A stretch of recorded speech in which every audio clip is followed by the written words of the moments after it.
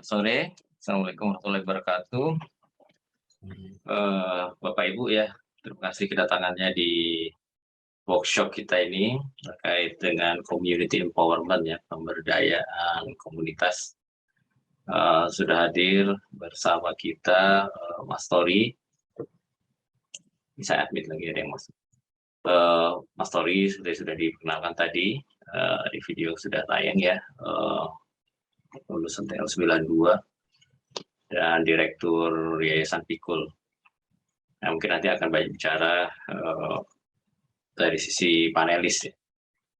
Dan juga sudah hadir bersama kita Mas Ari Kolokila ya, dari Kupang. Dua-duanya dari Kupang ya. Dari Kupang, siap. Terima kasih atas kehadirannya juga Mas Ari, salam kenal juga. Ini sekarang di geng motor imut ya. Geng tapi imut.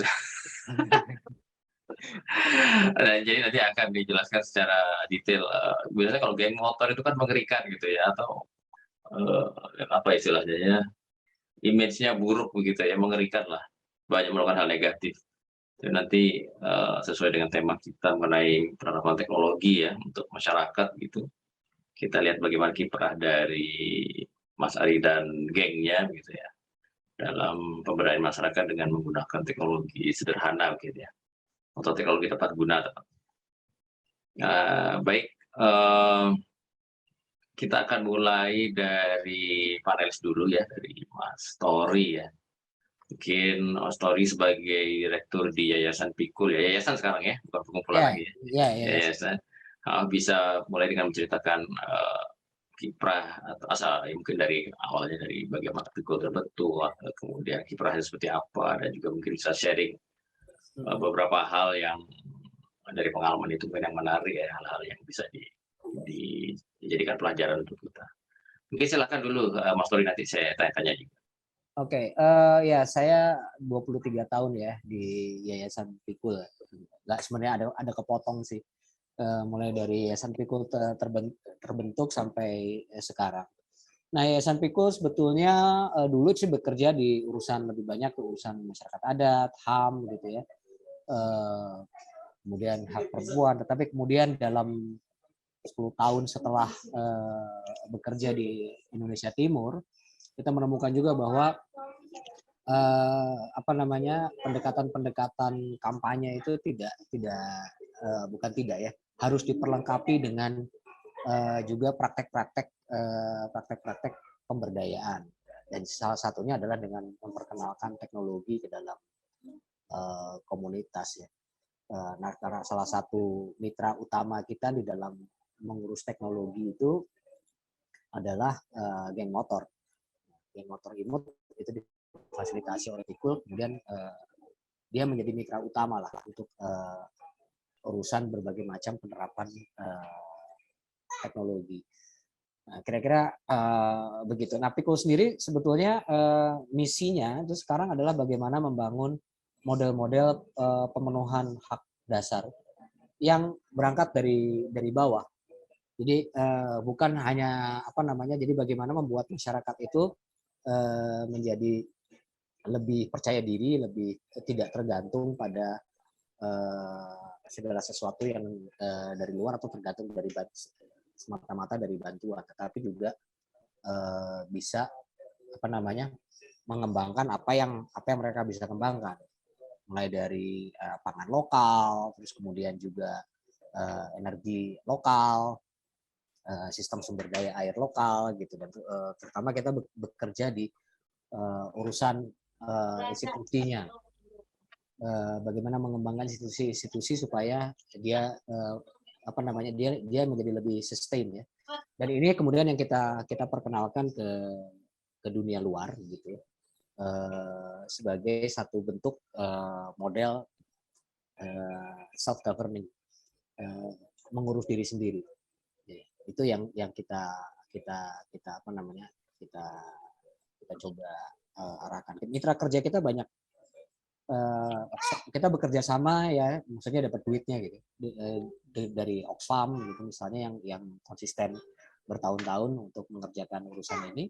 Terus kemudian dengan GF SGP itu baru masih berlangsung gitu di Pulau Semau, di mana Pikul menjadi koordinator dari 8 civil society organizations yang bekerja untuk membangun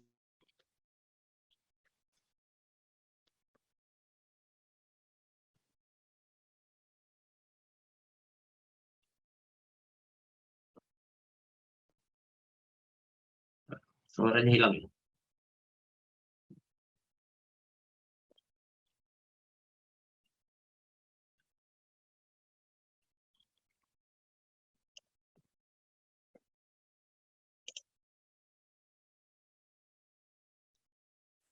Halo,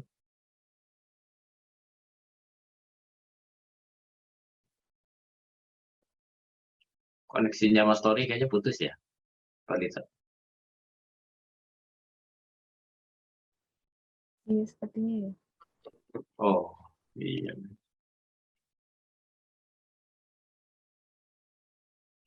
Oke, mungkin kita tunggu sebentar ya, Bapak Ibu, teman-teman.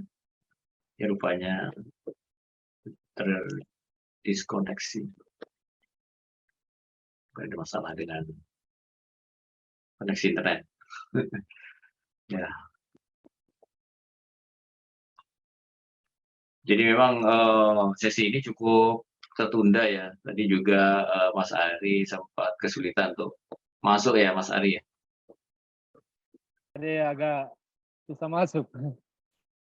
Iya ya. Oke oke. Ya, untuk alhamdulillah sudah bisa gabung. Halo Mas, suara saya jelas ya Mas? Iya ya, jelas kok. Oke. Jelas. Hmm, kita tunggu sebentar lagi ya, 2 menit.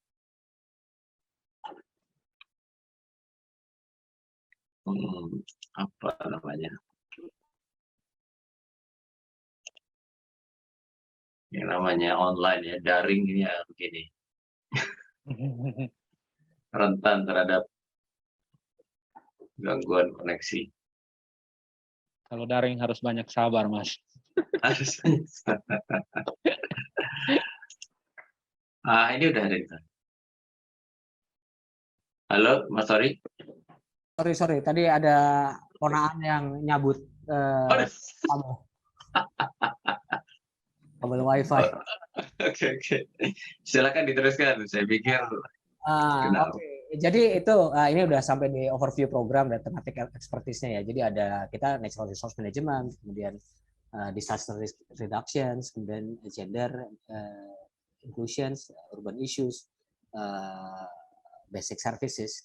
Nah, khusus untuk tema-tema yang terkait dengan terutama natural resource management ya,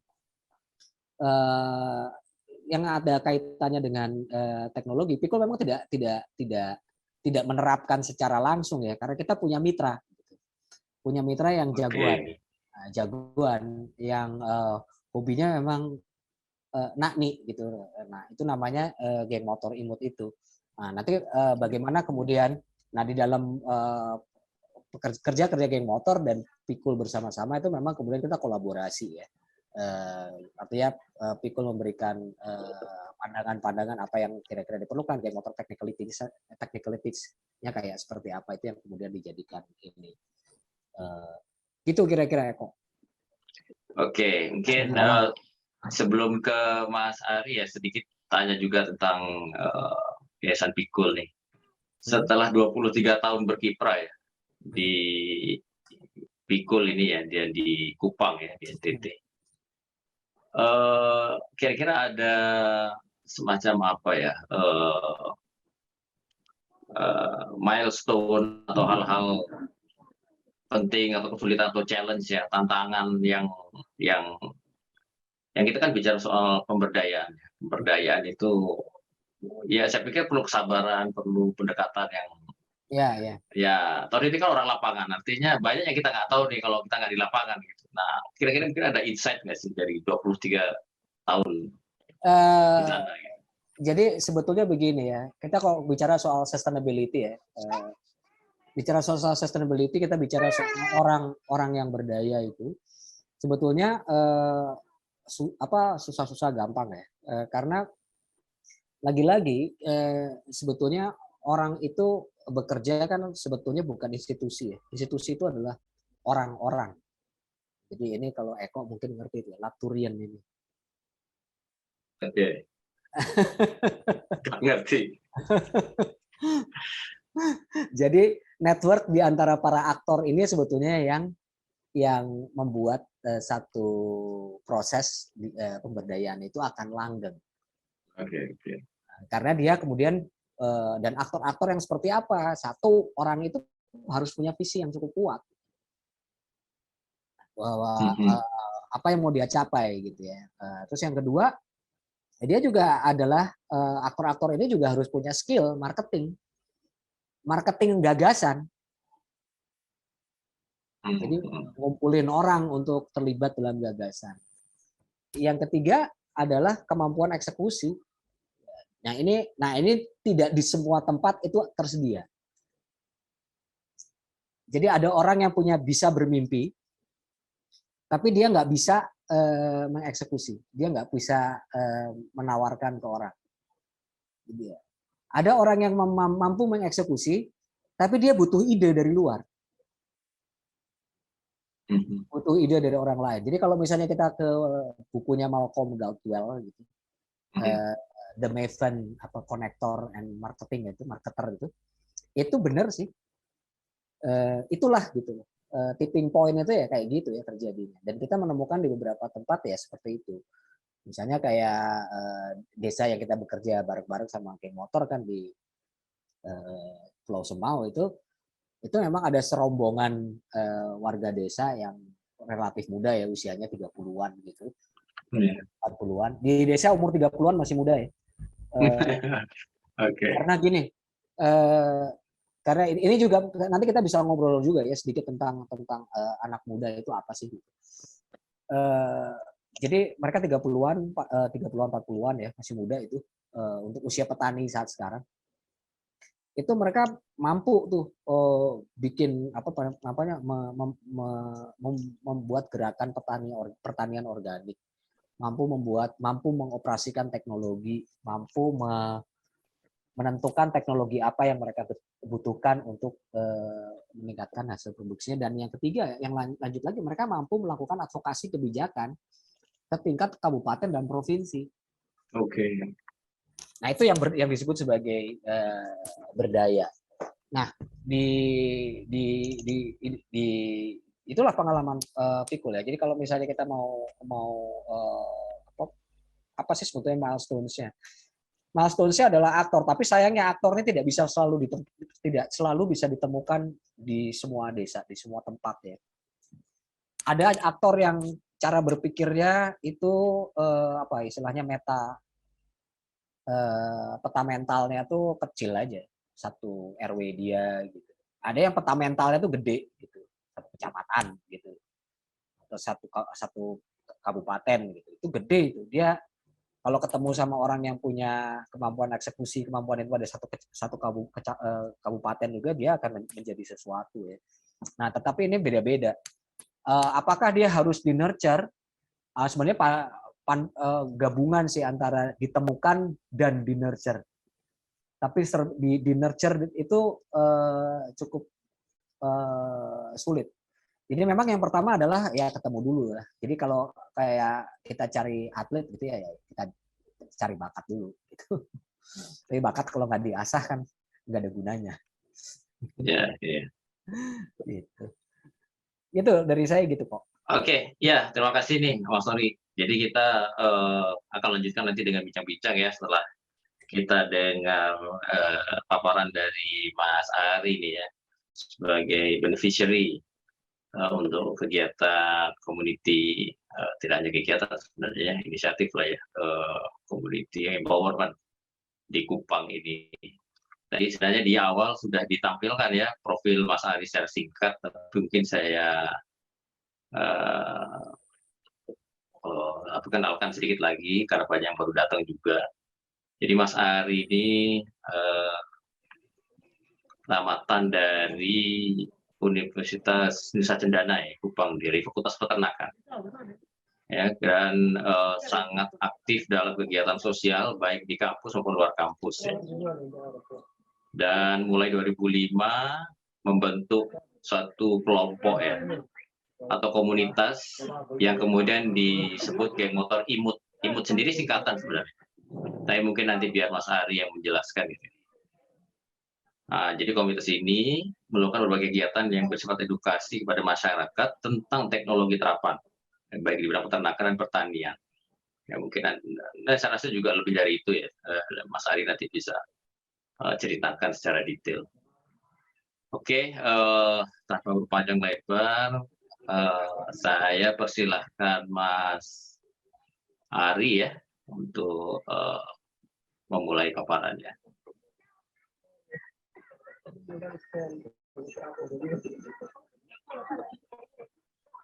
Oke, terima kasih Mas Eko. Selamat sore semua. Selamat sore, Mas. Oke, cek suara mungkin jelas kok. Jelas, oke, bagus. Oke, baik. Terima kasih atas kesempatan yang diberikan. Terima kasih juga Kak Turi yang tadi sudah sedikit menjelaskan tentang geng motor imut dan apa yang sudah geng motor imut lakukan.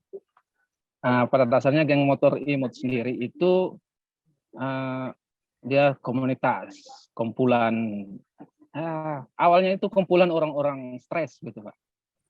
Stres dengan keadaan terutama di Kota Kupang dan NTT dan khususnya di Kota Kupang dan dengan dirinya sendiri begitu. Karena tadi di profil tadi kami itu dari satu alumni Fakultas Peternakan, tapi setelah tamat bekerja bukan di bidang peternakan maupun pertanian, tapi bekerja di luar dari disiplin ilmu yang itu. Jadi itu yang membuat kami stres, sehingga dibentuklah komunitas ini. Sehingga apa yang kami belajar itu bisa bermanfaat lah, baik untuk diri sendiri maupun untuk masyarakat umum. Jadi sejak 2005 itu kami bentuk komunitas ini sebagai kelompok-kelompok diskusi belum nama geng motor, dan kami selalu disupport oleh Pikul. Dan 2010 itu kami menemukan model cara pandang baru, di mana kami selalu melihat potensi, bukan melihat pada masalah. Nah, disitulah baru geng motor imut terbentuk. Nama resminya geng motor imut itu 2010. Di samping karena kami menggunakan geng motor imut, karena memang pada saat itu geng motor lagi booming-boomingnya negatif gitu. Di mana-mana kami lihat di TV, di segala media, itu berita tentang geng motor selalu hal-hal yang negatif saja. Jadi kami sengaja pakai nama geng motor supaya ada geng motor yang positif. Jadi awalnya imut itu sendiri karena kami berasal dari satu rumah yang sama, jadi dia aliansi masyarakat peduli ternak. Tetapi dengan berjalannya waktu, karena banyak teman-teman di luar dari peternakan juga bergabung dengan berbagai ide, dan ini dia bermetamorfosis menjadi inovasi mobilisasi untuk transformasi. Nah, wah, itu keren juga itu ini kepanjangannya. Tapi itu namanya imut, tapi itu orang-orangnya semuanya amit-amit karena jadi itu yang sudah kami lakukan. Beberapa hal yang tadi Kak Turi sempat singgung soal kerja-kerja kami lebih banyak ke teknologi terapan, di mana kami melihat bahwa masyarakat itu selalu melihat hal-hal yang di luar gitu, sedangkan di dalam lingkungannya dirinya itu ada potensi yang memang yang bisa Jadi karena kami sudah diperkenalkan dengan cara pandang baru dan kami aminkan itu sebagai agama kami, sehingga kami coba tidak pusing lagi dengan persoalan-persoalan. Karena persoalan itu selalu ada saja, tapi bagaimana kami memanfaatkan potensi yang ada di sekitar kita. Beberapa hal yang sudah kami lakukan, yaitu yang geng motor imut lakukan, yang terkait dengan teknologi, yaitu ada biogas, ada tungku biomasa, dan ada desalinasi. Itu biogas ini memang ini secara teori memang ini sudah lama dan tua gitu ilmunya. Tapi kalau orang mendengar biogas pasti pikirannya langsung lari ke biayanya cukup mahal dan sebagainya. Sehingga geng motor imut coba mengembangkan biogas portable dengan memanfaatkan beberapa barang-barang bekas, karena kami melihat bahwa di Kota Kupang sini itu ada banyak drum-drum bekas yang masyarakat itu hanya gunakan sebagai tempat penampungan air, tapi bisa ada manfaat lain dari drum, yaitu bisa dibuat sebagai digester. Nah, itu yang kami buat, dan ini skalanya skala rumah tangga. Nah, ini yang drum ini. Tapi datang ke sekarang itu kami coba, karena dengan menggunakan drum kapasitas tampungnya itu sangat kecil, sehingga gasnya yang dihasilkan tidak mencukupi kebutuhan di rumah. Dia waktu paling lama itu 1 hari hanya 3 jam gasnya bisa dipakai, sehingga kami coba menggunakan dengan model yang terbaru, yaitu dengan berbahan fiber. Itu kapasitasnya 2000 liter. Nah, ini diharapkan dapat mencukupi kebutuhan masyarakat soal energi. Tapi hal yang menarik di Kupang, di masyarakat itu, dia bukan persoalan energinya yang dalam penggunaan biogasnya ini, tapi seluruhnya. Jadi itu yang lebih diutamakan. Jadi gasnya dibuang, kalau yang dia tidak mau pakai gas, gasnya dibuang aja gitu. Tapi yang sisa dari produksi, seluruhnya itu yang digunakan sebagai pupuk. Nah, dari ini memang selama kami ini pengembangan ini juga itu bukan hanya dari kami yang sendiri melihat, tapi masyarakat sendiri yang yang sudah menggunakan itu, dia memberikan masukan kepada kami, ini harus tambah ini. Jadi pengembangannya ini berdasarkan masukan-masukan dari masyarakat. Nah, yang terkait dengan tungku biomasa, ini tungku biomasa ini memang ini paling banyak seri. Sampai dengan sekarang itu sampai seri ke-11. Ini memang di foto ini memang tidak semuanya yang saya tampilkan, hanya seri 1 dan paling pertama itu, yang pertama itu dari beton, dan yang terakhir di gambar yang paling terakhir sebelah kanan yang terakhir itu dia juga nanti terbuat dari beton. Dan semua seri-seri ini juga itu perubahannya berdasarkan masukan dari masyarakat. Semuanya punya kelebihan dan kekurangan. Ada masyarakat yang bilang, Pak, terlalu panas. Kalau sudah dibakar terlalu panas, kami tidak bisa menyentuh ini. Nah, seri 1 dan seri terakhir itu memang sangat, nah, seri ke-2 sampai ke-10 itu memang gampang, ringan, mau bawa kemana-mana gampang.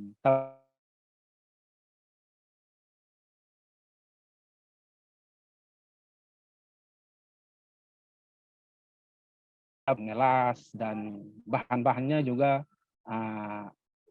sangat mahal gitu. Kalau masyarakat, kalau dia hanya butuh 1 kompor, tidak mungkin dia hanya beli bahan untuk kebutuhan 1 kompor, tapi beli bahannya dia paket gitu. Nah, seri 1 dan seri ke-11 itu memang dari segi proses pembuatannya itu sangat mudah, tapi kekurangannya adalah dia berat gitu, karena terbuat dari beton. Nah, yang seri terakhir itu geng motor imut coba tidak membuat barangnya jadi, tapi geng motor hanya membuat malnya dari fiber. Nah, mal ini yang diberikan kepada masyarakat, sehingga itu yang jadi masyarakat yang membuat sendiri. Jadi nanti di masyarakat ada kelompok-kelompok masyarakat, kelompok-kelompok tani ataupun kelompok-kelompok di masyarakat itu yang itu bisa dijadikan sebagai pendapatan dari kelompok-kelompok itu. Jadi dia bisa produksi sendiri dan dia jual kepada masyarakat yang ada di sekitarnya. Lanjut, Mas.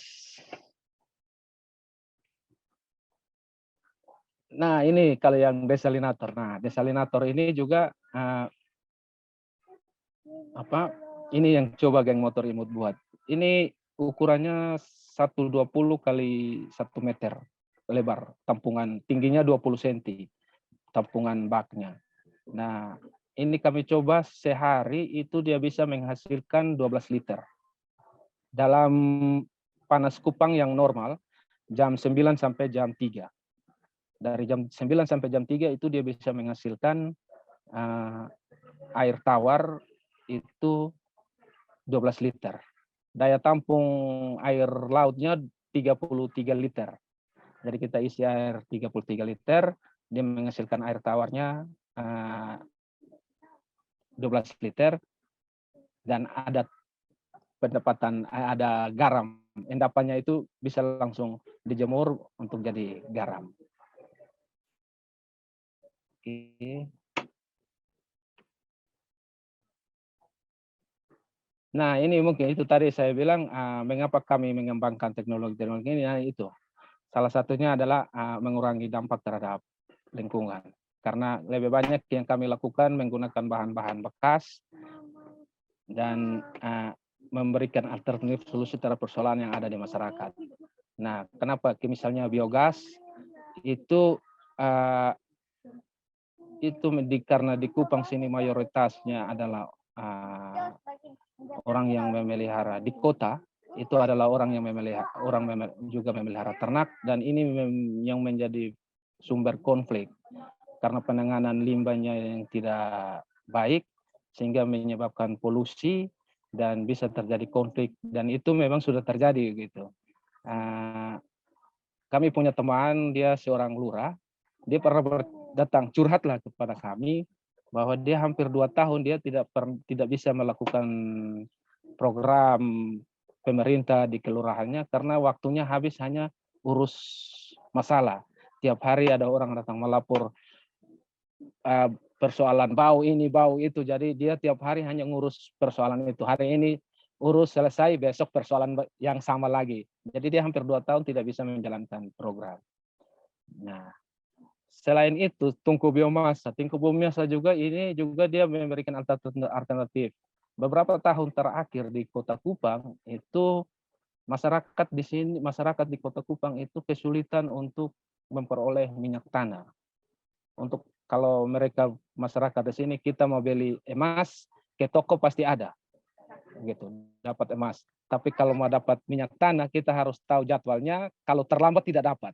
Nah, ini juga memberikan solusi karena dengan tungku biomasa ini masyarakat bisa menggunakan biomasa yang ada, ranting-ranting ataupun kayu, menggunakan sedikit kayu bisa dalam hari itu dia bisa hidup lah. Lanjut, Mas. Nah, ini tantangan gitu. Itu beberapa tantangan secara teknis tadi mungkin sudah saya singgung tadi soal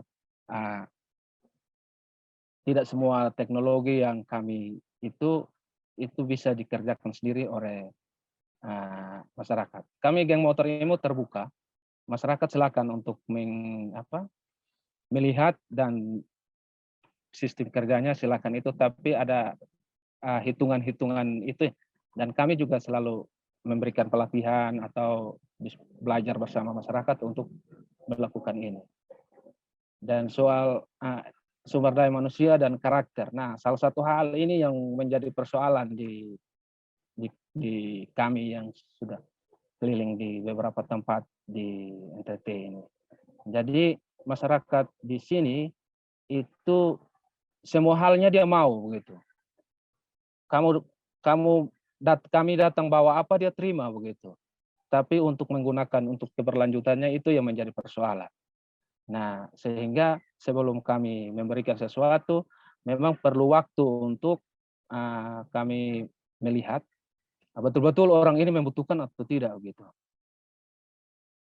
Dia tidak butuh, tapi kalau kita bawa pasti dia terima gitu. Nah, dia terima, dia simpan dan tidak gunakan. Nah, itu yang menjadi persoalan. Mungkin itu sedikit cerita dari saya, Pak. Terima kasih. Oke, terima kasih ya, Mas Ari, menarik sekali ceritanya. Mungkin kita ngobrol dulu ya sebelum saya beri kesempatan pada teman-teman ya yang hadir di ruang ini ya, di Zoom kita ini untuk bertanya gitu ya.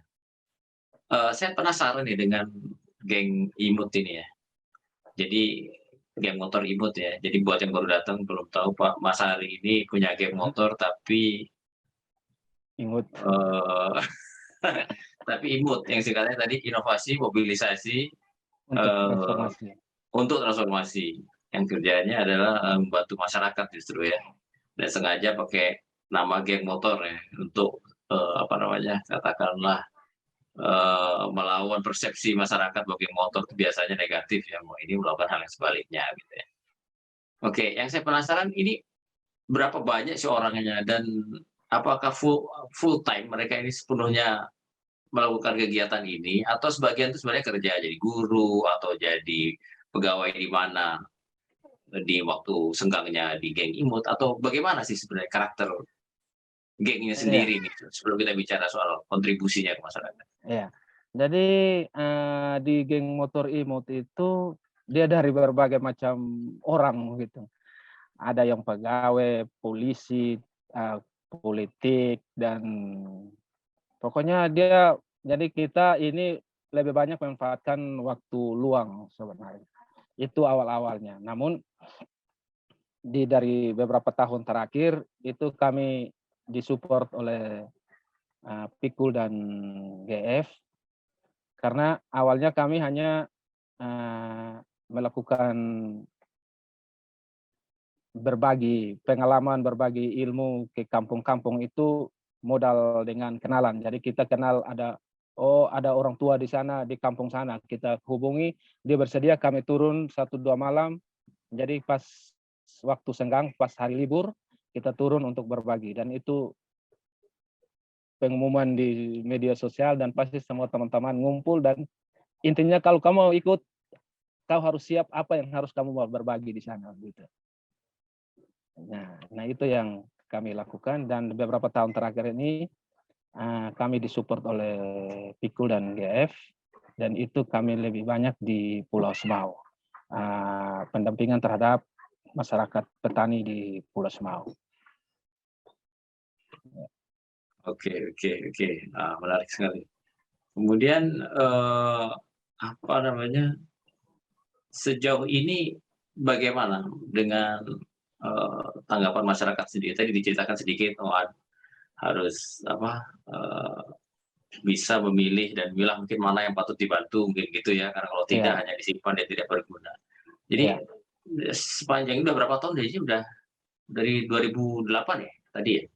2005. Gerakannya mulai dari 2005, tapi nama geng 2005. motornya 2010. 2010. Ya. Katakanlah dari 2005 berarti kan 16 tahun sudah ya? Ya. Dan terus gitu ya, masih terus gitu ya. Nah, selama 16 tahun itu apa pengalaman-pengalaman yang katakanlah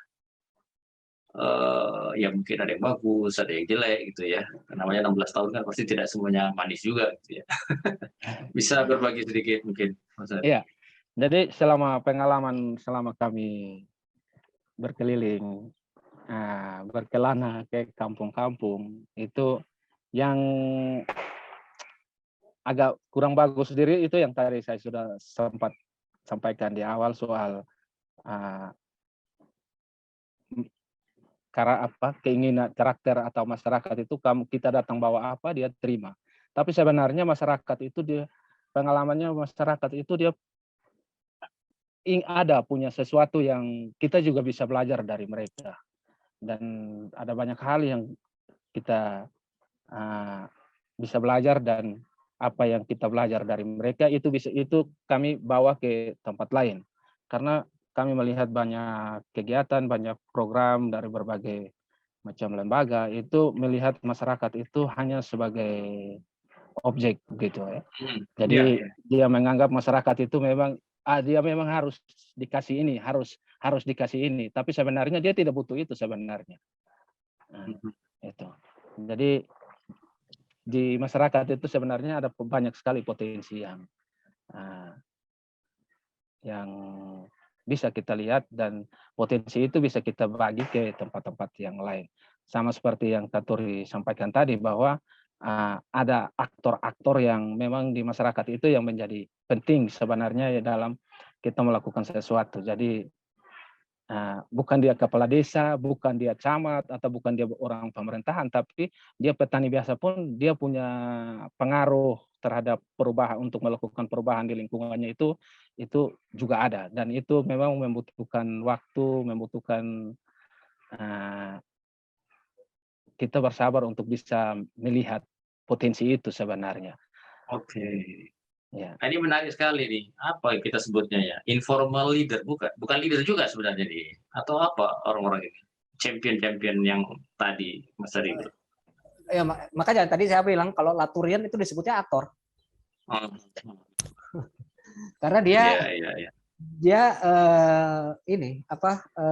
mampu melakukan sesuatu. Dia punya peran besar gitu.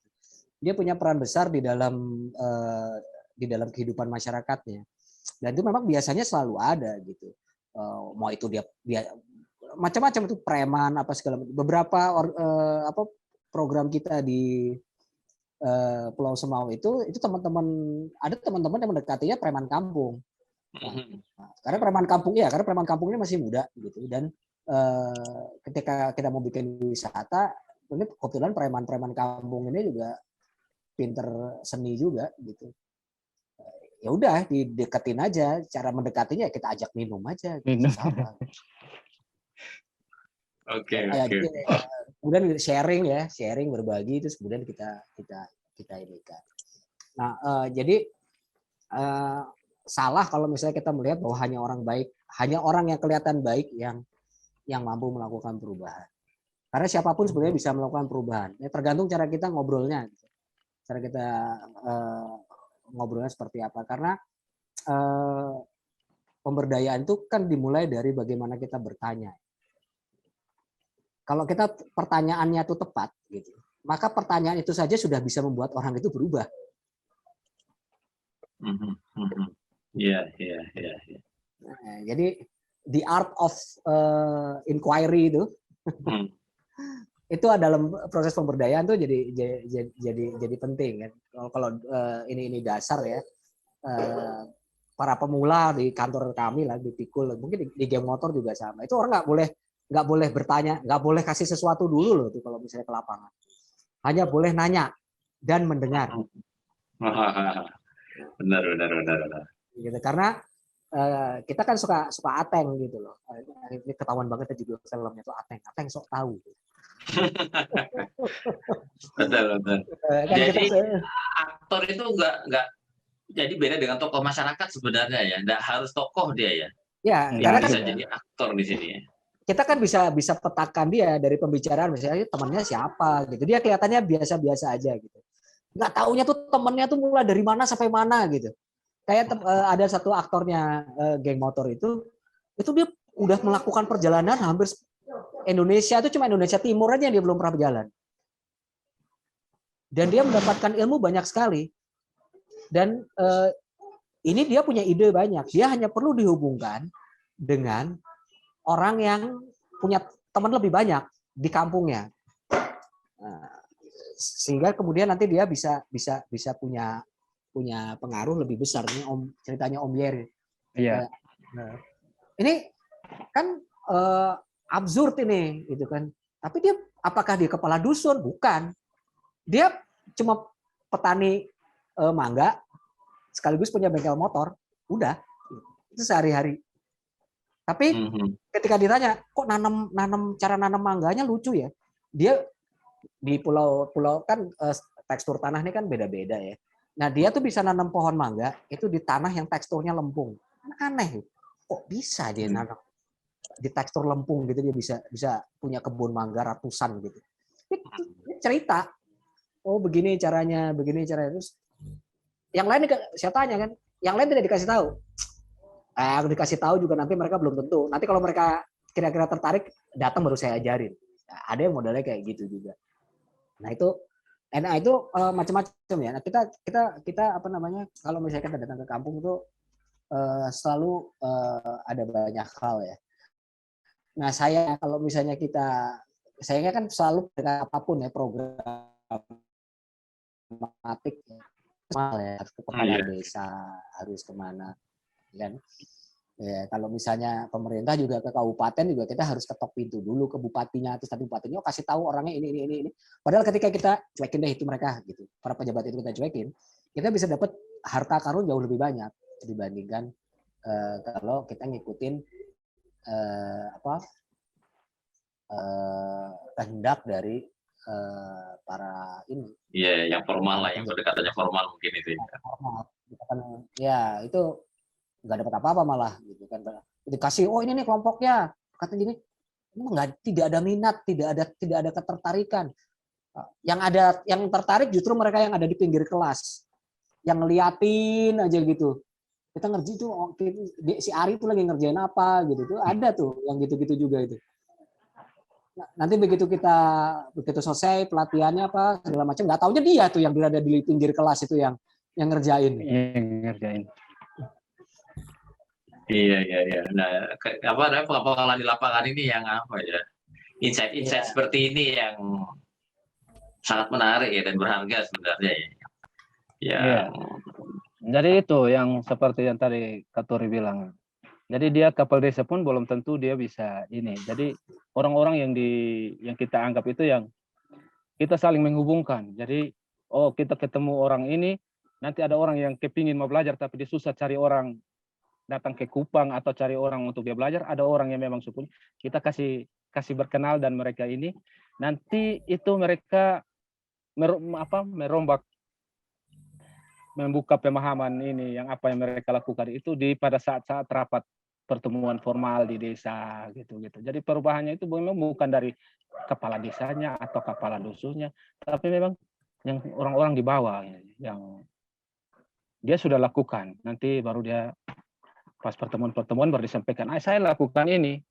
Jadi kalau bisa programnya harus mendukung begini. Nah itu yang kami lakukan di sini. Jadi kalau kepala desanya kami lihat orangnya hanya formal-formal saja, ya cukup kami datang lapor, Pak, kami ada berkegiatan di sini. Terus selanjutnya mungkin mau kegiatan baru kami undang untuk datang buka kegiatan, silakan. Tapi orang-orang ini kami sudah lebih banyak bercerita dengan mereka. Iya. Menarik sekali. Oke, kayaknya ini nggak adil kalau teman-teman di sini ya, Bapak Ibu di sini, kakak-kakak, adik-adik gitu ya, nggak hanya mendengar saja gitu. Jadi saya kasih kesempatan nanya-nanya deh. Ini mumpung ada para pelaku di lapangan ini ya, bukan teori, bukan katanya gitu ya. Ada Mas Tori, ada Mas Ari. Silakan, mungkin teman-teman di sini kalau ada yang mau didiskusikan, ditanyakan.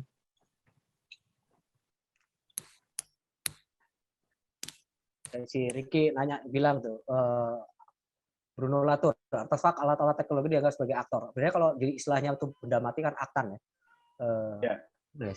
Nah ini mau nerangin dikit tentang aktor network teorinya Bruno Latour. Jadi ketika kita bicara yang disebut aktor, artefak atau benda atau alat itu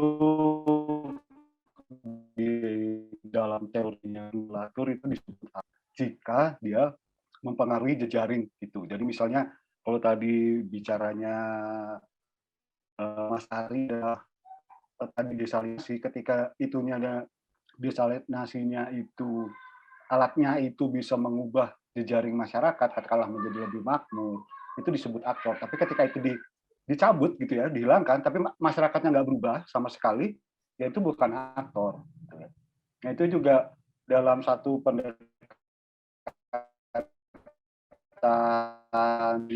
kita bicara dalam salah satu pendekatan antropologi sosiologis, salah satu Bruno Latour ini salah satu yang dipakai sebagai pendekatannya gitu kan. Itu menjadi penting gitu kan. Ketika kita teknologi misalnya Tori pernah cerita tentang teknologi desalinasi dari Belanda. Itu di Kupang tidak akan menjadi aktor karena ongkos untuk membikinnya, ongkos untuk merawatnya itu jauh lebih besar dibanding benefitnya gitu kan. Nah, itu yang menjadi persoalan gitu ya. Kadang-kadang ketika kita bicara teknologi,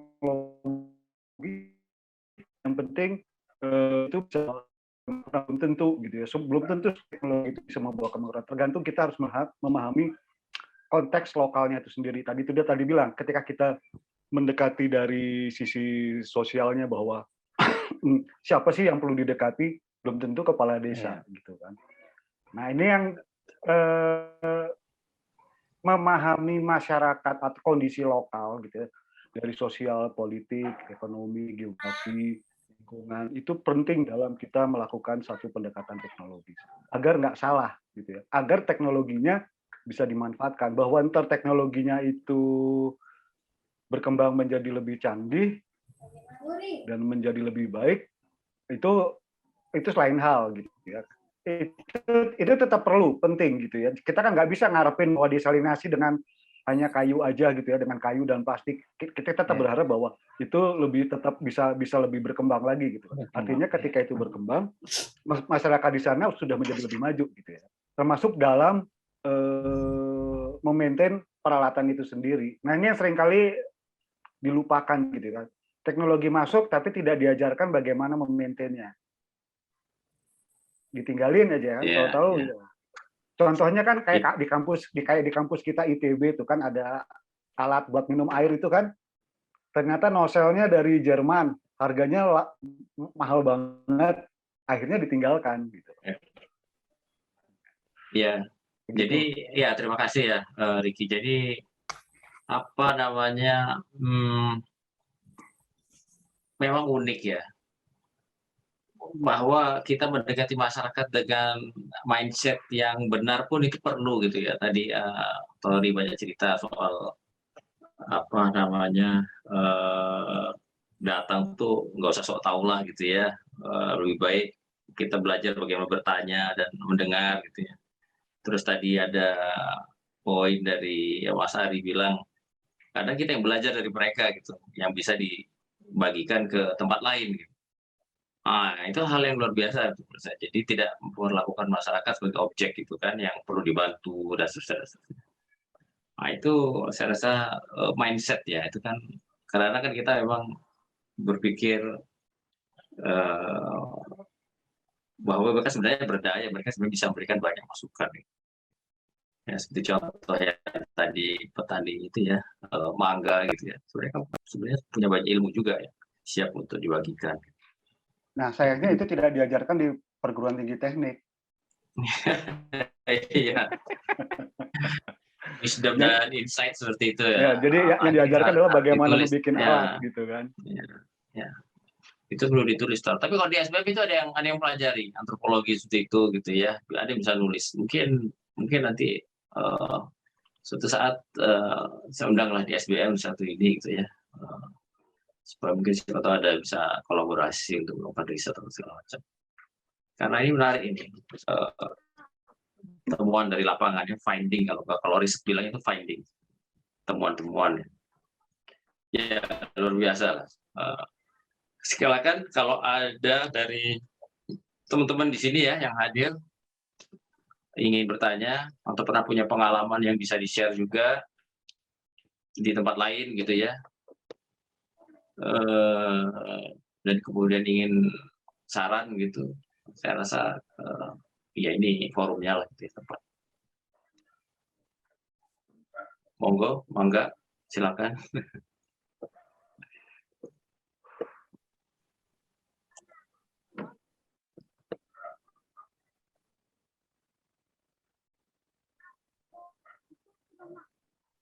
Sambil nunggu mungkin ya, kita ngobrol-ngobrol lagi aja.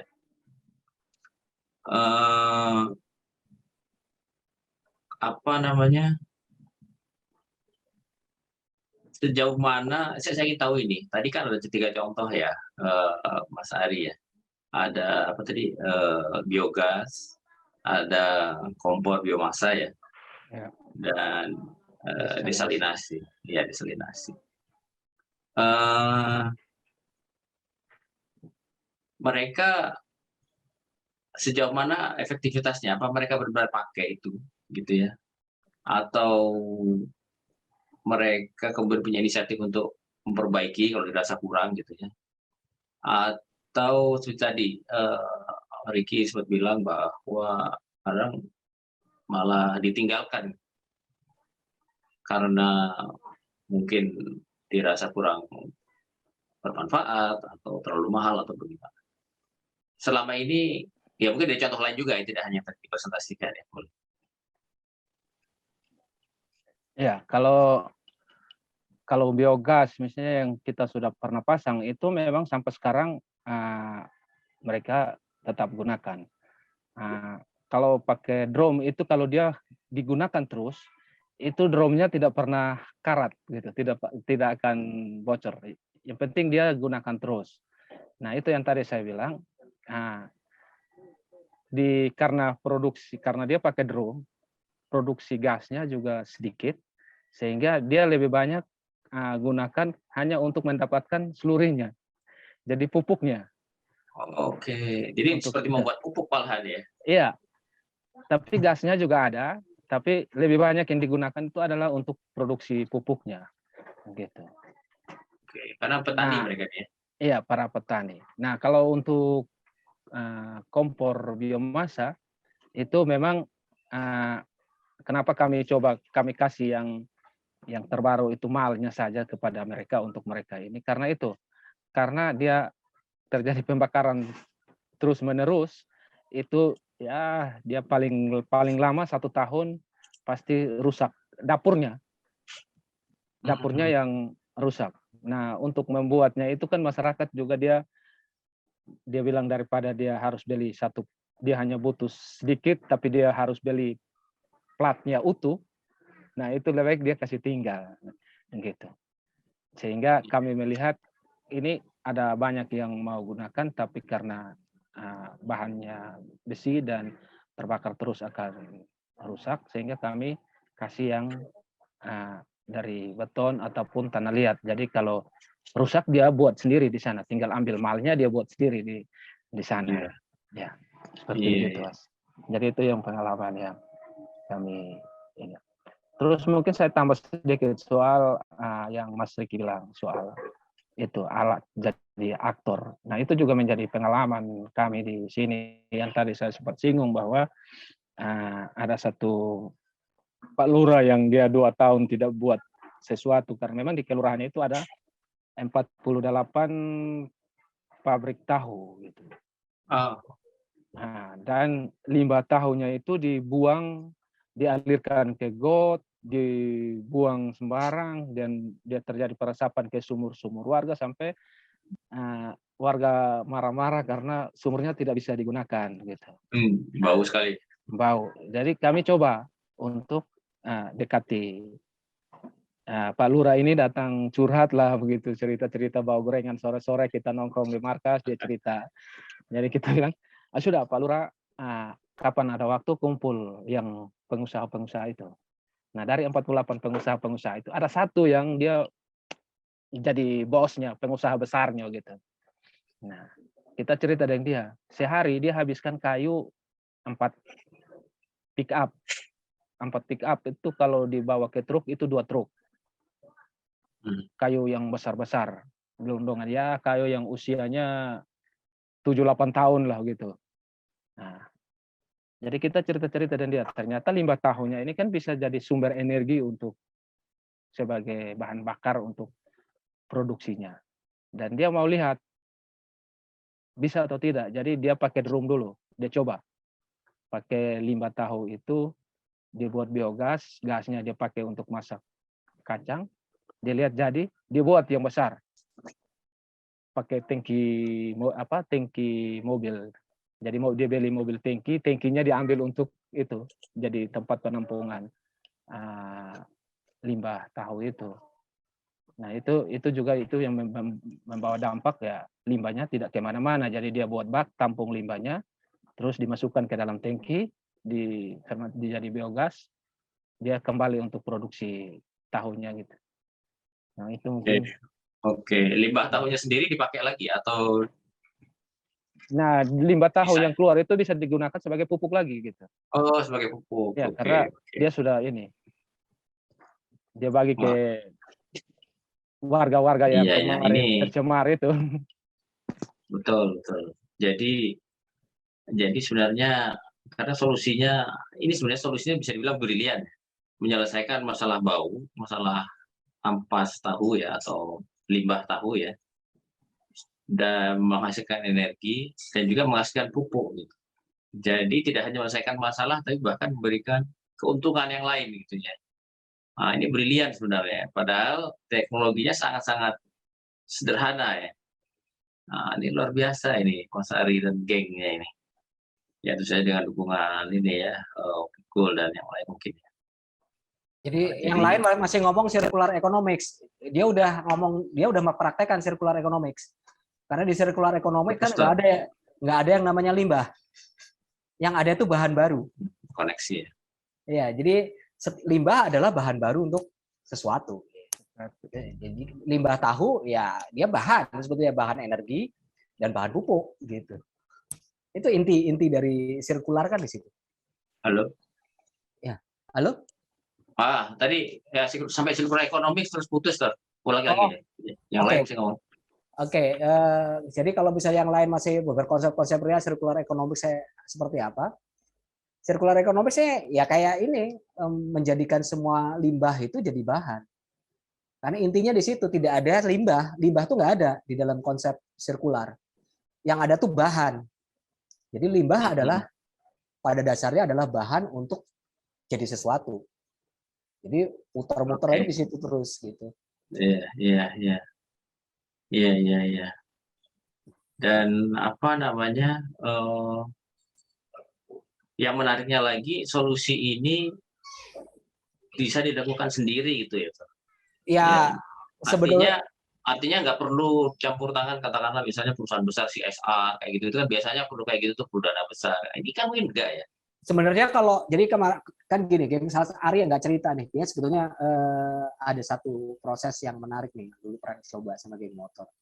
Kan idenya itu kan adalah gimana caranya supaya orang mau pakai biogas ya, dibuat portable gitu. Gimana caranya bikin portable? Kalau dimampatkan itu ke dalam tabung, apakah mungkin? Jadi karena dia low pressure, gimana kalau dijadikan high pressure? Nah, nggak ada loh yang kepikir bahwa itu bisa dijadikan high pressure. Dan ini menurut saya bisa dilakukan pada peternakan-peternakan besar. Jadi kalau misalnya secara teknologi, misalnya ITB mau punya peternakan 1.000 ekor sapi gitu, ya jangan jualan sapi doang. Kalau mau jualan biogas portable, karena kan teknologinya sebetulnya ada. ITB masa nggak bisa bikin low pressure jadi high pressure, gitu kan? Terus kemudian slurry-nya bisa dipakai. Itu kayaknya sesuatu yang mungkin itu pernah dilakukan percobaannya, tapi karena nggak punya alatnya, ya gagal gitu. Ya. Itu tadi beta baru mau ngomong. itu kita pernah coba padatkan biogas itu dengan mengisinya ke tabung freon. Kita mengambil tabung-tabung yang sudah dibuang-buang, itu kita biogasnya kita isi ke tabung itu. Tapi itu eh, tidak banyak. Memang mungkin masih membutuhkan proses. Nah, itu yang kami belum bisa sampai di situ. Dan di sini mungkin ini ada orang-orang hebat-hebat dari ITB dan mungkin bisa berbagi. Ya, ya, sangat bisa, sangat bisa, sangat bisa. Wah, seperti ini nih bagus nih. Karena gini, ini informasi aja. Sekarang saya kasih informasi sedikit ya. Ya, Saya kebetulan ada di LPIK. LPIK itu Lembaga Pengembangan Inovasi dan Kewirausahaan ITB. Kenapa lembaga ini ada dan penting? Karena kita punya akses ke semua pusat penelitian dan semua peneliti, dosen-dosen ITB. Kita tahu siapa bisa berbuat apa yang mereka lakukan, paten yang mereka punya, kompetensi yang mereka punya, kita punya. Jadi kalau ada persoalan kayak gini, ya bisa dikomunikasikan. Nanti saya cari siapa yang bisa, gitu. Mungkin dari teknik lingkungan, ya jurusannya Tori, mungkin orang dari SITH ya. SITH itu biologi, biologi dan apa namanya bioscience lah, apa namanya life science gitu ya. Bisa itu Mas Ari. Nah, jadi kalau ada oke, siap. masalah kayak gini bisa. Jadi dan kita juga punya yang namanya kegiatan pengabdian masyarakat, yang dananya juga ada yang bisa kita cari, jadi tidak akan membebani gitu ya. Oh itu sangat bisa. Ya, jadi masalah komunikasi aja menurut saya sih. Oh, Saya tanya kok. diundang nih, makasih sama Ricky. Nih Ricky yang paksa-paksa saya bantuin gue loh. But anyway, Oh, mau tanya kok. ya silakan. Ini pertanyaan sama dengan yang ada di ITA gitu ya. Dari ketika pengalaman geng Imut dan Pikul ini ketika memperkenalkan teknologi ini ada persoalan nggak? Dalam artian persoalan bukan persoalan teknis, ada yang menolak nggak? Karena kan biasanya ada yang merasa terganggu otoritasnya lah dalam tanda petik gitu ya, secara sosial. Nah itu ada nggak? Dan kemudian kalau ada, menyelesaikannya gimana gitu kan?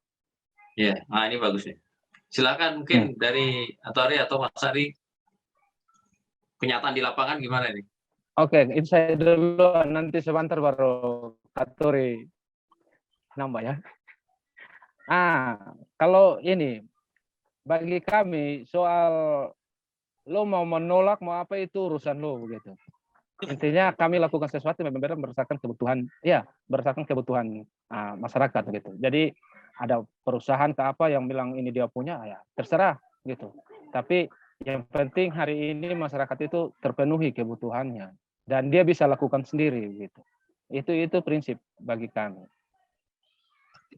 Oke, Oke. Wah, menarik sekali. Tapi itu pernah kejadian atau belum pernah selama ini pengalaman? Pengalaman selama ini belum pernah ada. Hanya mungkin itu dari pihak pemerintah saja. Dan ini sedikit cerita bahwa di pemerintah kota sendiri itu dulu pernah terbitkan peraturan di tahun 2009 atau 2010 itu ada melarang orang beternak di pemukiman di dalam kota gitu. Nah, sedangkan masyarakat di kota sini ya beternak itu adalah sesuatu ya itu menjadi tabungan hidup lah.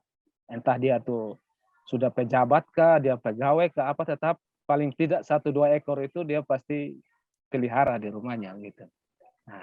Nah kami melihat bahwa perda ini memang belum terlalu ini sehingga kebetulan jadi cara advokasinya adalah kebetulan ada teman-teman media yang dipercaya oleh pemerintah kota untuk ada satu kegiatan kota namanya Kupang Green and Clean lah begitu, lomba kebersihan antar kelurahan, keindahan antar kelurahan.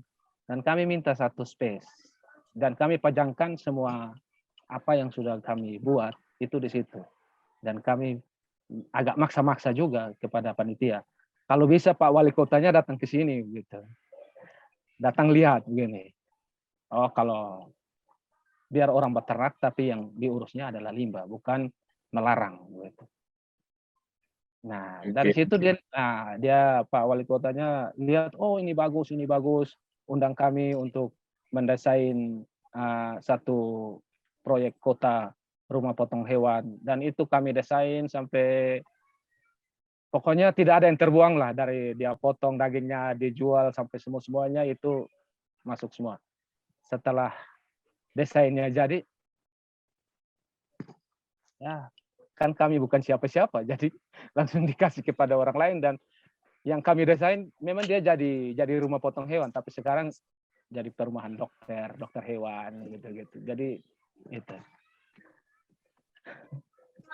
Oke. Menarik ceritanya. Mungkin ya ada tambahan dari tadi.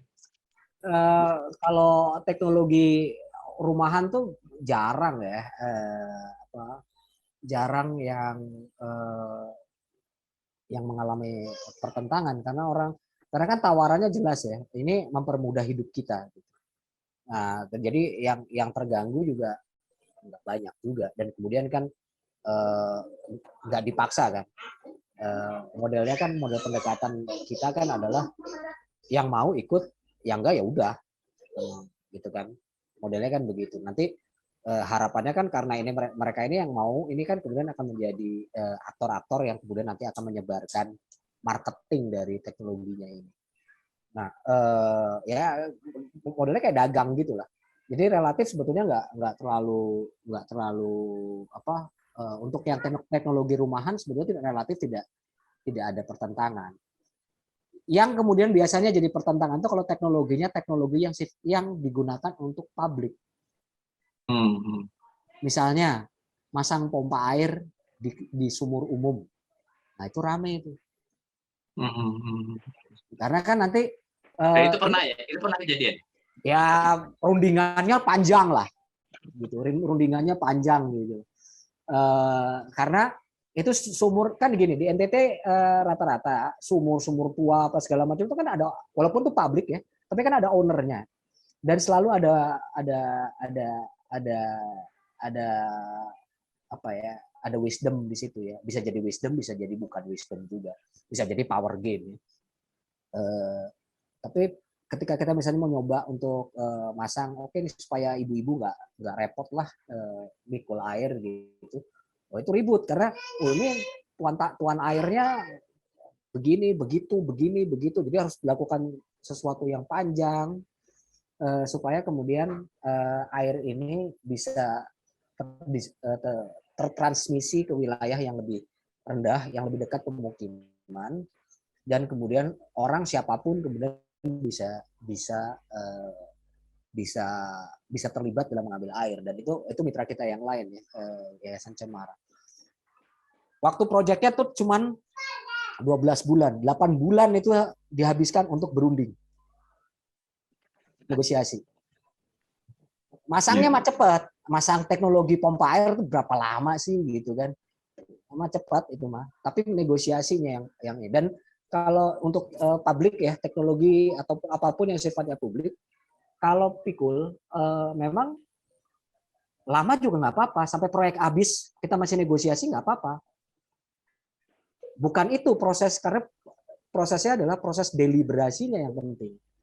Proses bahwa ini adalah common goods atau public goods yang harus dikelola bersama. Dan kemudian teknologi nanti akan mengubah, akan jadi akan, atau dia akan ini nanti kita bisa kita nilai ya. Misalnya di tempatnya Yayasan Cemara itu ya, di satu desa di Pulau Semau juga. Itu penempatan pompa air SWPS ya, solar water pump system, dan tandon-tandon air di sekitar pemukiman itu membuat laki-laki mau ikutan ngambil air. Dulunya nggak ada yang mau laki-laki ikutan ngambil air jauh, karena kan ngambil air secara tradisional memang ini perempuan, dan laki-laki juga punya bisnisnya yang lain ya, punya urusan yang lain, ngejar sapi lah apa segala macam. Jadi kalau misalnya ikutan ngambil air, waktunya habis, sudah keburu siang. Nah jadi, ketika itu didekatkan, nah sekarang bapak-bapaknya tuh mau tuh ngambil air loh, cuma 15 menit. Nah itu kan dia mengubah masyarakatnya gitu. Si teknologi ini mengubah masyarakatnya. Tapi menuju ini, nah ini panjang nih. Harus nanti pipanya lewat, siapa punya tanah lah, inilah, dikasih tahu lah. Tapi saya nggak butuh air dari situ, saya punyanya dari sini, jadi nggak usah. saya nggak usah diinin karena itu saya nggak butuh karena saya nggak butuh air dari situ, saya nggak di tanah saya nggak boleh dilewatin pipanya, ngomong lagi gitu gitulah, diketok satu-satu. But tapi itulah cost-nya ya. Buat kami deliberasi jauh lebih penting dibanding gua tahu apa yang lu mau dan gagal seperti kereta cepat. Iya. Menarik sekali ceritanya ya, contohnya. Jadi boleh gue tambahin kok. Ya, silakan. Jadi ketika kita ingin mengenalkan sesuatu, apalah teknologi, baik itu rumah, terutama tadi yang publik, buat suatu organisasi itu penting juga untuk punya namanya strategi komunikasi. Bagaimana itu mengkomunikasikan ke berbagai aktor. Dan kita harus tahu tuh peta-peta aktornya. Jadi memang nggak bisa ujuk-ujuk masuk gitu kan. Masuk gitu kan. Apalagi itu tadi kalau publik. Jadi salah satu yang bisa membuat itu menjadi bisa dilaksanakan ya tanpa kita melihat jangka waktu mungkin karena ada negosiasi yang lama adalah bagaimana kita membuat desain strategi komunikasinya itu juga.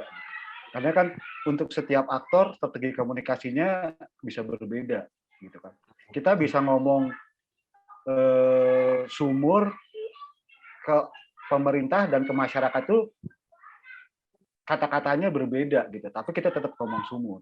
Jadi buat saya itu tuh menjadi satu pelajaran yang penting.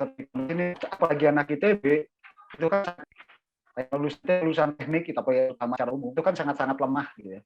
Kita kan taunya ya mikir susah-susah gitu kan, ini bodoh gitu. Iya. Masuk gitu. Oke. Ya, ini sangat-sangat menarik ya, apa yang ada di lapangan ya, berkaitan dengan masyarakat. Ternyata memang proses itu kadang-kadang bukan hasilnya, tapi prosesnya. Dan bahkan teknologi itu hanya jadi enabler kemudian ya, bukan sesuatu yang katakanlah benar-benar bukan di situ persoalannya lah, kurang lebih seperti itu ya. Banyak hal lain yang harus diselesaikan terlebih dahulu, kira-kira seperti itu. Menarik sekali. Oh ya, ini sedikit teknik pengumuman ya. Setelah ini itu sebelum selesai kita tuh akan ada kuis. Akan ada hadiah menarik dari Nuvik Neso ya, Belanda, untuk peserta kuis ya, yang tentu saja yang menang gitu ya. Ya kurang lebih 10-15 menit lah, tidak begitu lama. Jadi mohon bersabar gitu ya. Akan ada kuis. Nanti cukup dengan mengklik gitu ya, mengklik satu website, nanti kan ada format kuisnya. Syaratnya adalah namanya harus nama yang asli ya, soalnya nanti biar hadiahnya bisa dikirim benar gitu ya. Jangan pakai nama samaran atau nama panggilan atau nama keren. Pakai nama asli, kemudian nanti akan dihubungi gitu ya, buat yang menang. Gitu. Jadi bersabar, kira-kira ya setelah kita diskusi ini kita akan adakan kuis. Oke, dibantu nanti sama Mbak Lita ya sebagai LO kita. Oke. Baik, menarik sekali, luar biasa. Community empowerment ini banyak sekali aspek ya, yang harus diperhitungkan gitu ya, dan juga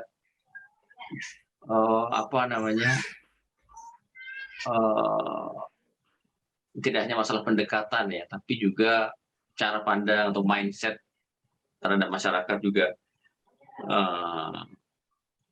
kita harus tepat gitu ya, tidak bisa searah atau istilah tadi sok tahu ya, sok tahu. Menarik saya.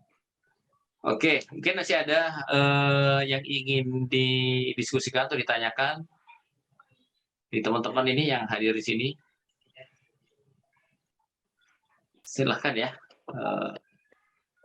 Ini memang forum untuk tanya jawab. Atau mau pakai pesan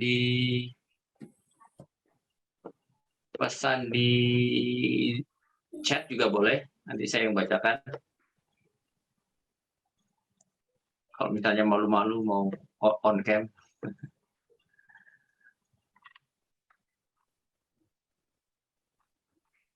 Oh ya, saya kayaknya cuma punya waktu 10 menit lagi ya, karena saya ada acara Oh, oke. undangan nikah. Oh, siap. Sekarang jam Ari berapa juga sih, Nonton? jam 6. Sekarang jam 7 ya, Bre? Jam Jam 6 6. ya? Jam 6. Jam 6. Oke. Ari ketawa-ketawa juga, soalnya teman kita itu yang nikah itu. Oh, mau pergi juga Mas Ari ya? Oke. Ya kalau gitu mungkin kita kita lakukan sekarang saja ya ininya ya. Apa namanya? Kuisnya ya. Mbak Lita mungkin bisa kasih. Nah ini, silakan teman-teman ya masukkan ini joinmyquiz.com. Itu cukup klik di chat ya, tidak usah mengetik gitu. Bisa pakai HP juga ini. Silahkan klik di link di chat, kemudian masukkan kodenya, gitu ya.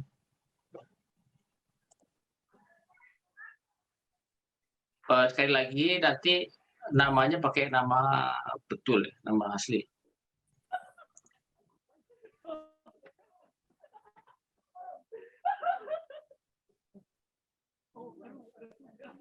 Silakan. Kuisnya tidak susah ya pastinya.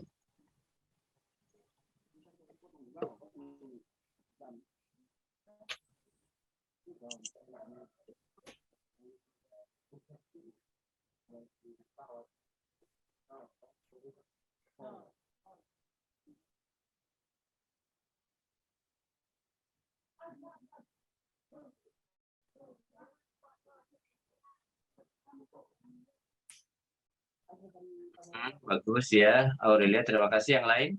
Kalau nggak ada kendala nggak masuk nggak mestinya ya. Tinggal klik dan masukkan nama. Nanti akan dimulai ya begitu sudah siap. Jadi ini kita nunggu para peserta untuk masuk. Semua ikut kah? Atau hanya peserta? Narasumber? Narasumber boleh ya Mbak Lita ya. Mbak Lita. Tidak hanya peserta kan? Silakan Pak. Oh silakan. Ya Mas Ari, ikut aja Mas Ari. Seru-seruan ini.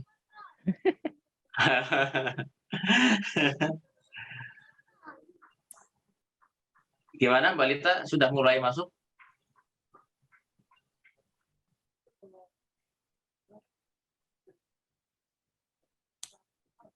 Kuis sih juga saya pakai di kuliah.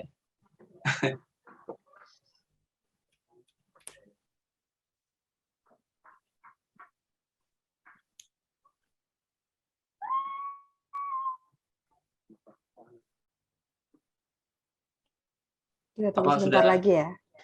Sebentar lagi, oke. Kalau kuisnya lagi jalan, berlangsung ini nggak? Tampil di share nggak? Atau di background aja? Akan di-share, Pak. Akan di-share, ya. Sip. Jadi nanti akan terlihat 3 teratas yang jadi pemenang ya. Akan dipilih 3, betul ya Mbak Lita ya? 3 orang kan? Diambil ya? Iya, betul. Jadi jangan lewatkan peluang untuk mendapatkan hadiah dari Neso. Neso Nufik itu lembaga pendidikan Belanda yang jadi sponsor acara ini. Termasuk memberi beasiswa untuk mahasiswa Indonesia juga kalau nggak salah.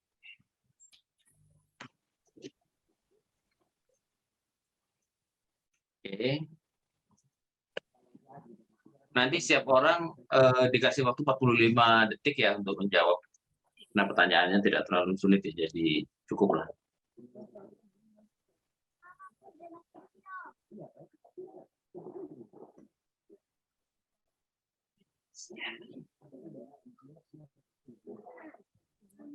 Sabar ya Tor, sampai selesai kuis ya Tor. Iya, ya.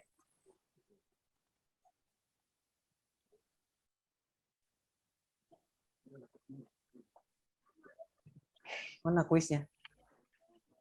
Atau belum mulai kayaknya. Masih nunggu peserta. Gimana Mbak Lita, sudah bisa dimulai? Iya, sebentar ya.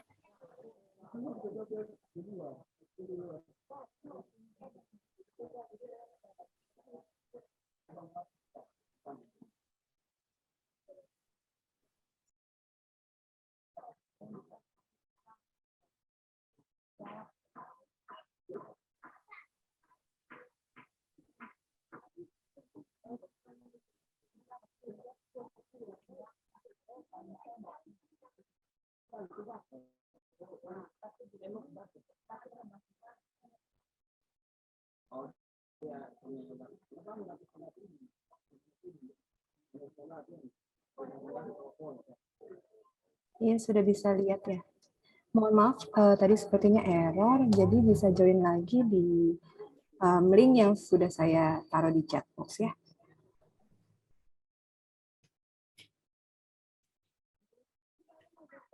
Ya, mohon maaf ya, silakan ulang lagi. Masuk ke kuisnya.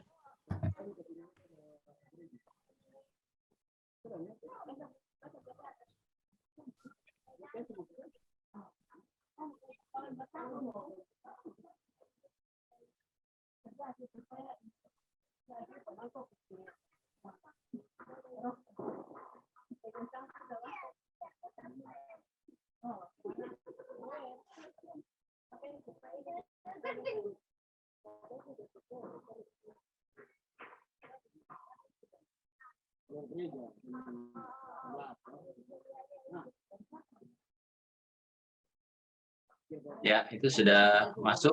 Masih ada lagi? Silakan. Susah. Mas Ari belum masuk, Mas Ari. Jaringan Pak. Jadi Dia mutar-mutar aja, nggak mau masuk. Lagi hujan di Kupang, jadi itu. oh ya, suka gitu.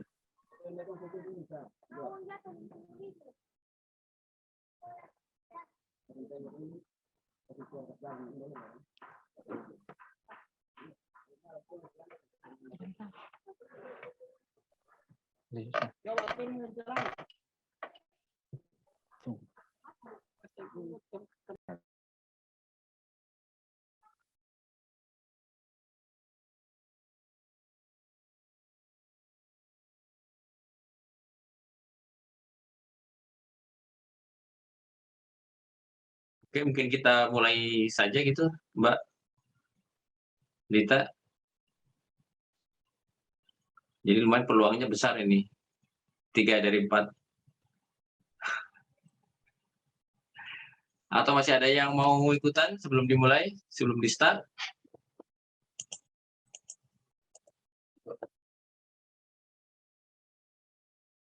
Tadi Mbak Aurelia katanya sudah mau masuk, sekarang belum masuk lagi.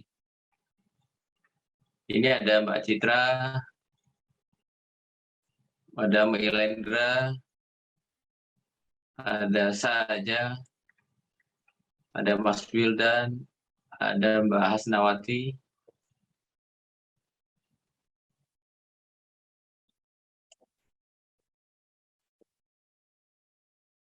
Nah, ini Aurelia baru masuk. Bagus. Berlima sekarang.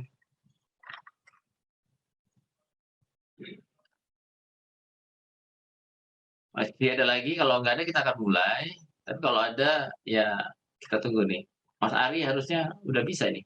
Gimana Mas Ari? Masih muter-muter? Nih. Mas Tori masuk juga. Sip.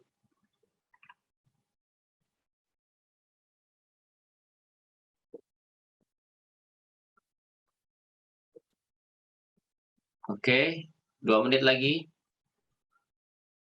Silakan.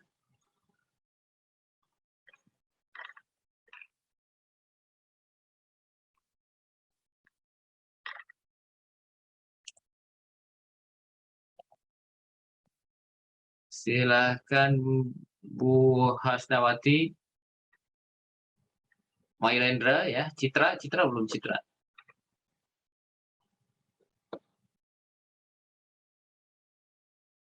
Saya hitung ya, untuk dimulai sama Mbak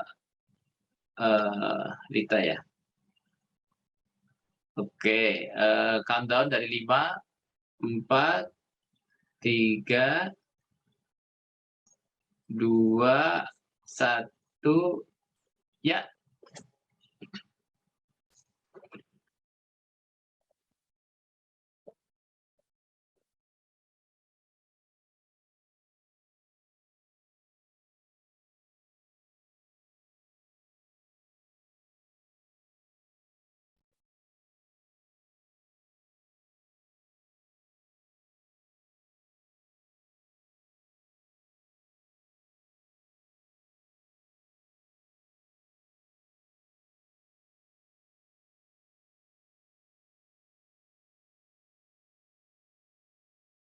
Silakan, masih 13 detik lagi.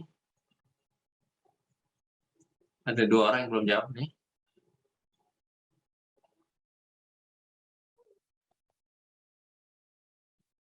Oh ya, ibu kota Nusa Tenggara Timur. Iya. Pertanyaan berikutnya.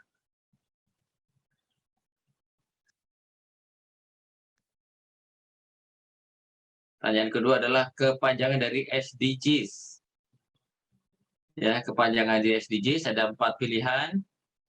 Surprise Development Goals, Sustainable Development Goals, Sustainable Development Goals, Simple Development Goals. Ya, sudah waktu 26 detik.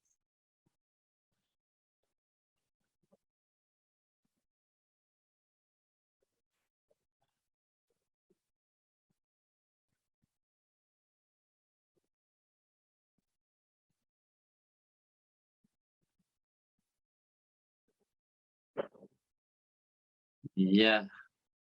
Sip, banyak yang benar. Pertanyaan berikutnya.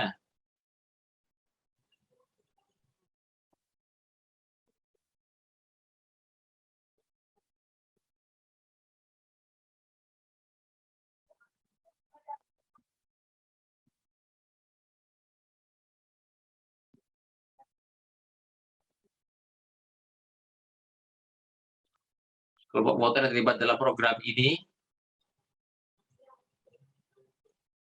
ada geng motor imut, Harley Davidson, Trabas, atau tidak ada yang benar satupun dari 3 pilihan tersebut ya.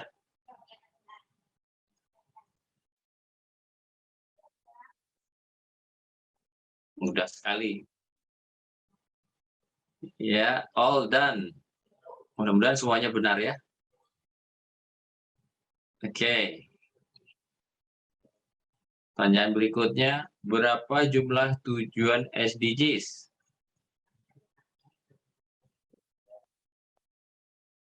Apakah 14, 15, 16, atau 17? Ada berapa goals-nya, Bapak Ibu?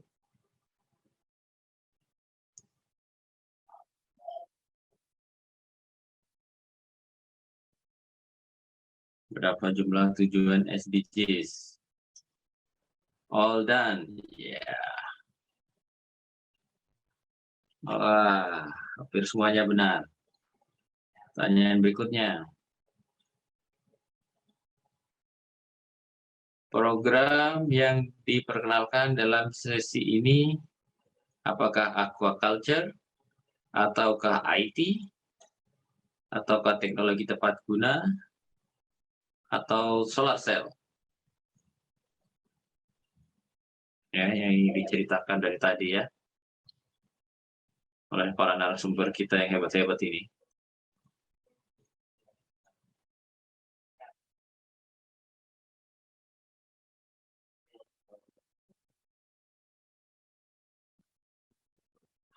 Oke. 4, 3, 2, 1, time is up. Oh, semuanya benar ya. Tidak ada yang salah. Oke. Berikutnya, Nufik Neso berasal dari negara, nah ini sudah saya sebut juga, Jerman, Belanda, Inggris, Indonesia.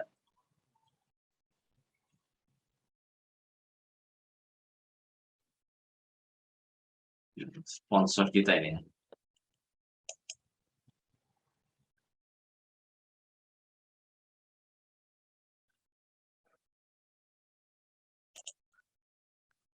Oke. 10 detik lagi.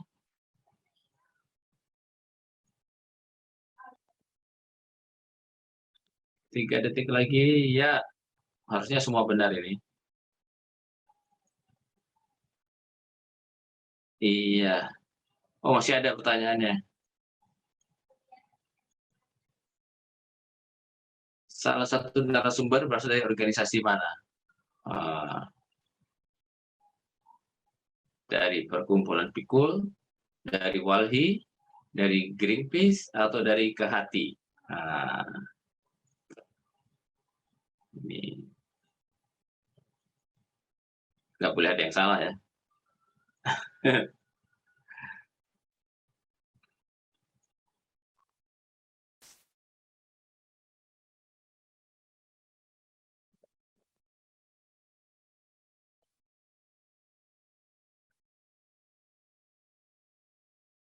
Iya, all done.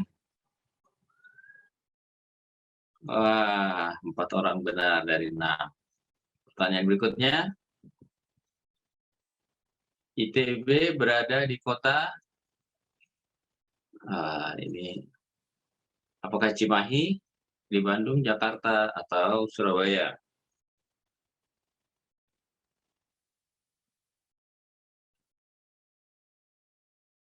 Ya, harus benar semua lah ini ya, jangan sampai ada yang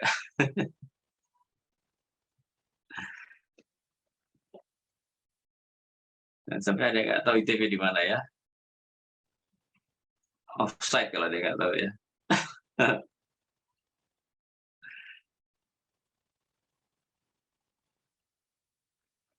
2, 1, wah 1 orang belum menjawab rupanya. Iya, oke. Pertanyaan berikutnya, lokasi pelaksanaan program yang menjadi diskusi kita ya. Apa di kota besar, metropolitan, kota kecamatan, atau kampung-kampung di NTT? Nah, ini juga nggak boleh ada yang salah ini.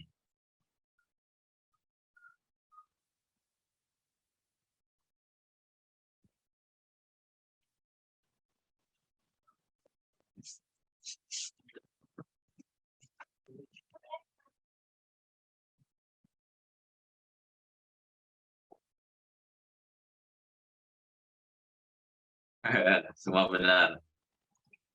Oke, pertanyaan berikutnya. Sebutkan 4 pilar pembangunan berkelanjutan. 4 pilar ya, sustainable development. Ya, sudah ada di situ ya, sosial lingkungan ekonomi tata kelola, teknologi sosial lingkungan ekonomi, ekonomi tata kelola lingkungan sosial, atau tidak ada yang benar. Nah, ini lumayan agak mikir.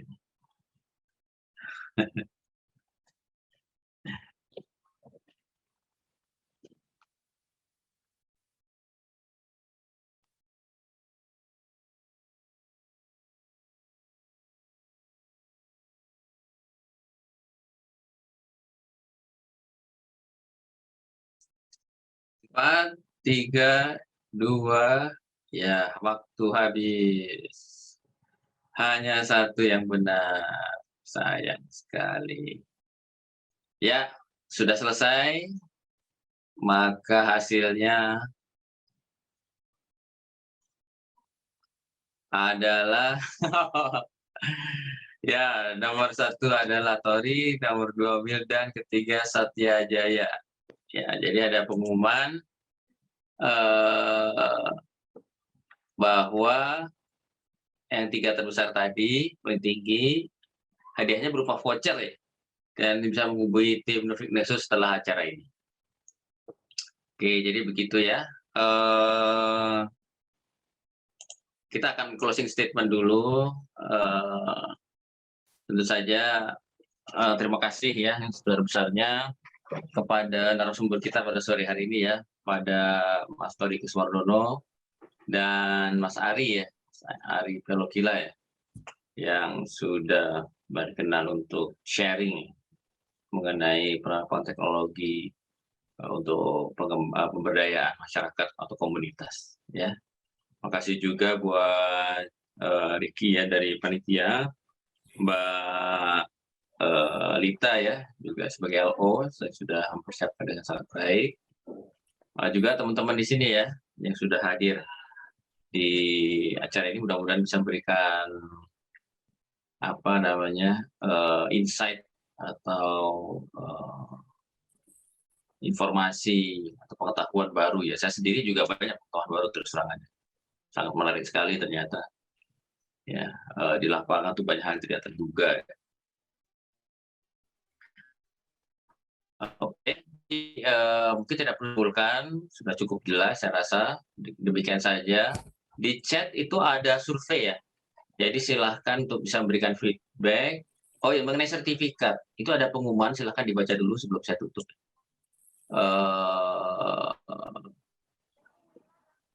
Oh ya, feedback tentang ini dan juga sertifikat ya. Sebentar, tentang sertifikat gimana ya pengumumannya ya Mbak Lita ya? Nah ini tadi yang menang yang 3 ya, tadi Mas Tori, terus Wildan, kalau tidak salah ada satu lagi, silahkan menghubungi ini ya, email kustin@nufik.nl. Ya silahkan dibaca aja, atau WhatsApp-nya juga ada di chat ya. Jadi dibaca informasi semua di chat, kemudian survei untuk mendapatkan sertifikat juga saya rasa. Oh ini terlempar kayaknya Wildan. Iya, sebentar. Kasihan dia juga satu-satu yang menang. Mas Wildan bisa lihat di chat nggak? Tadi kan dapat ini ya, voucher ya. Maaf, bisa baru. Iya, saya barusan lepas dulu. Iya. Maaf, baru masuk lagi. Nggak? Informasinya kelihatan nggak di chat untuk menghubungi buat yang menang? Kelihatan? Ya, sempat ada. Udah ya, silakan dicatat ya, di copy lah. Ya, saya print screen dulu, Pak. Ya, print screen dulu ya, sebelum ditutup ya. Nanti kasihan kamu dapat kuis kan, tapi nggak diklaim kan, capek. Oke, sama yang satu lagi saya lupa tadi. Saya lupa ya satu lagi ya, silakan. Oke, terima kasih ya semuanya. Demikian saya tutup. Selamat sore, salam sehat selalu, jaga kesehatan, stay safe ya. Mudah-mudahan tidak ada gelombang-gelombang berikutnya COVID ya. Jadi kita semua bisa beraktivitas, tetap jaga prokes ya, protokol kesehatan manapun kita bepergian ya. Oke, selamat beraktivitas. Dengan saya tutup. Sekali lagi terima kasih Mas Tori dan Mas Ari, juga panitia, juga teman-teman semua yang sudah hadir. Selamat sore, assalamualaikum warahmatullahi wabarakatuh. Oke, bye-bye.